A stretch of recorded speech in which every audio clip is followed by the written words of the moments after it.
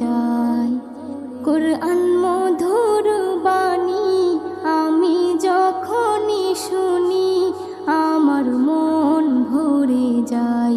শোনো মুমিন মুসলমান, পড়ে দেখো না কোরআন, কত শান্তি পাওয়া যায়। কোরআন মধুর বাণী, প্রতিটি হরফে 10 10